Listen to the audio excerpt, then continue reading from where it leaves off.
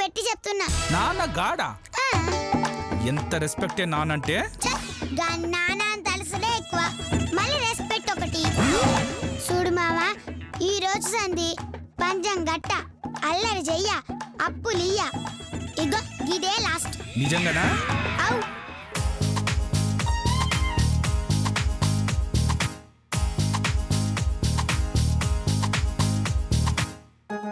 ఓ మల్లేశన్న గిడ్రా.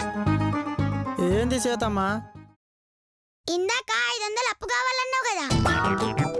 అవునమ్మా, నీ కాడున్నాయా? ఇగో 450 తీసుకో. 450 ఇచ్చావు, ఇంకో 50 వడ్డీ నీ అయ్యి ఇస్తాడు. ఆ? నువ్వు తర్వాత ఇస్తావా ఎగ్గొడతావా ముందుగానే కట్ చేసిన. ఓహో, బానే ఉంది. అదేంటే ఇప్పుడేగా అప్పులియను లాస్ట్ అన్నావు? గిప్పుడు కదా అంటున్నా, గిదే నేను ఇచ్చిన లాస్ట్ అప్పు. ఛీ! నీ మాటలు నమ్మని చూడు, అదే నా బుద్ధి తక్కువ. సాయంత్రం ఇంటికొస్తావు కదా, అప్పుడు చెప్తా నీ పని.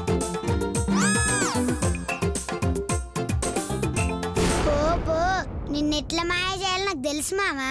శ్వేత, నువ్వు నిజంగా ఈ రోజు నుంచి అల్లరి చేయవా? అస్సలు చెయ్య.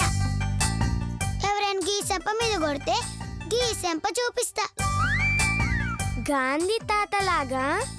గాంధీజీ తాత గురించి మాకు తెలియదు. అయ్యో రామా, నేనన్నది గాంధీజీ లాగా అని. అవు గాయన లెక్కే మనం కూడా కొట్టినా సప్పుడు చేయకుండా చొంపలు చూపిస్తాం.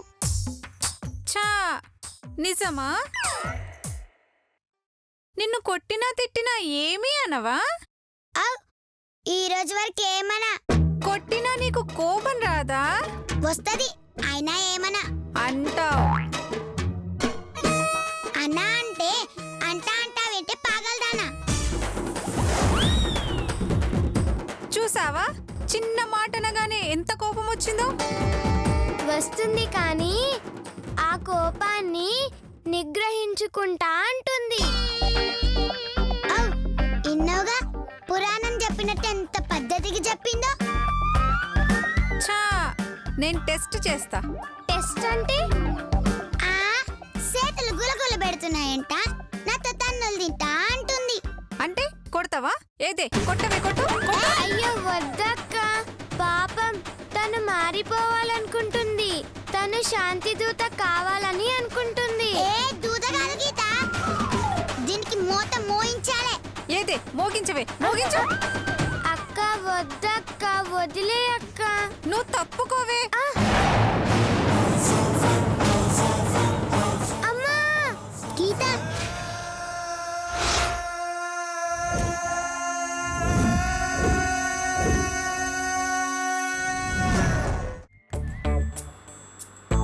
చూడమ్మా, మీ నానమ్మకొచ్చింది మామూలు రోగం కాదు.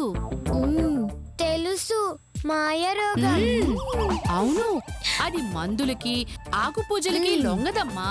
మరి ఒక కొత్త పూజ వచ్చింది, దాన్ని హిమాలయాలో కనిపెట్టారంట. ఆ పూజ కనుక చేస్తే ఎలాంటి జబ్బైనా వెంటనే తగ్గిపోతుందిట. అలాగా? ఏం పూజ అండి అది?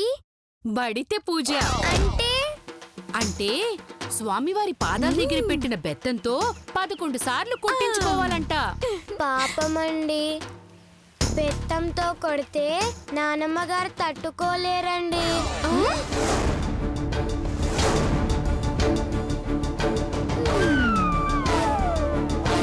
కొట్టించుకునేది మీ నానమ్మ కాదండి, మరి మానవరాలండి. అలాగా?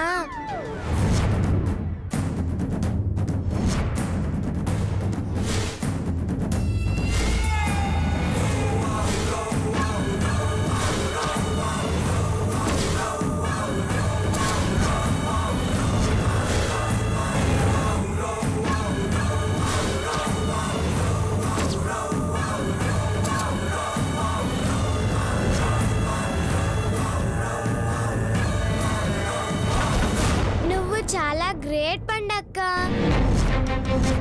నానమ్మ కోసం అన్ని దెబ్బలు తినడానికి రెడీ అయ్యావు అంటే ఆమంటే నీకు ఎంత ప్రేమ అర్థమవుతుంది. హలో, నేను కొట్టించుకుంటే తగ్గదు, నువ్వు కొట్టించుకుంటేనే తగ్గుతుంది. నేనా? అవును. నిజంగా నేను కొట్టించుకుంటే నాయనమ్మ గారికి జబ్బు తగ్గుతుందా అండి? వెంటనే తగ్గిపోతుంది. తగ్గకపోతే? అది అదే బెత్తంతో కోడల్ని కొట్టాలి అంటే లతక్కని కొట్టాలన్నమాట. అలా అని ఎవరు చెప్పారే? ఇందొక నువ్వే కొదొక్క చెప్పావు. అవునవును. కాకపోతే మనవరాలు తన్నులు తింటే ఫలితం తొందరగా వస్తుంది. మా నానమ్మ గారి కోసం 11 కాదండి 111 సార్లైనా కొట్టించుకుంటాను. త్వరగా కొట్టండి. చూడు, ఈ పూజకి కొన్ని కండిషన్స్ ఉంటాయి. కండిషన్సా? ఏంటవి? నిన్ను కొట్టిన వాళ్ళ పేరు వివరాలు ఎవ్వరడిగినా చెప్పకూడదు. ఆఖరికి మీ నానమ్మే అడిగినా కూడా చెప్పకూడదు. అలా చెప్తే దైవశక్తి రివర్స్ అయ్యి మీ నానమ్మ ప్రాణాలకే ప్రమాదం వస్తుంది. అమ్మో, నా ప్రాణం పోయినా నన్ను కొట్టిన వారి పేరు చెప్పనండి.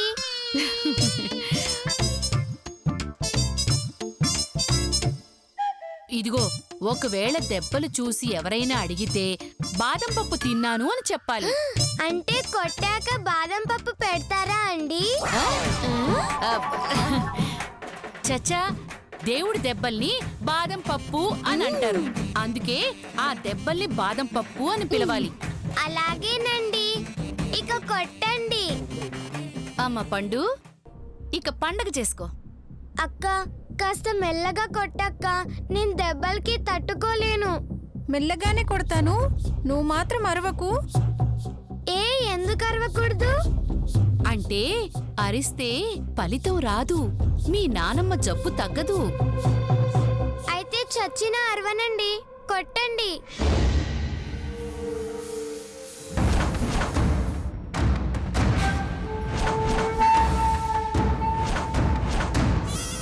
శ్వేత అల్లరి చేయను అంటే ఎందుకు చెయ్యవని పండు తనని రెచ్చగొట్టింది సార్.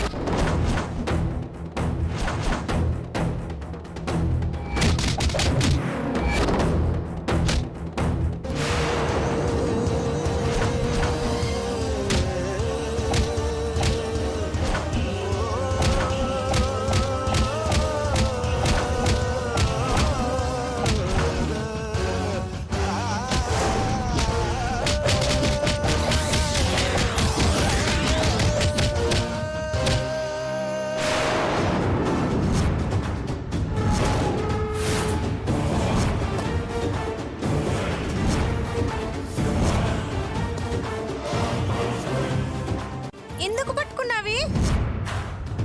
11 అయిపోయాయండి. పర్వాలేదులే, ఎన్ని దెబ్బలు ఎక్కువగా తింటే అంత తొందరగా తగ్గిపోతుంది. తగ్గకపోతే నెక్స్ట్ మీకుంటుంది. కొట్టింది చాలే. కావాలంటే మళ్ళీ వచ్చాక కొట్టండి. ముందు నానమ్మ గాని చూసేద్దామండి.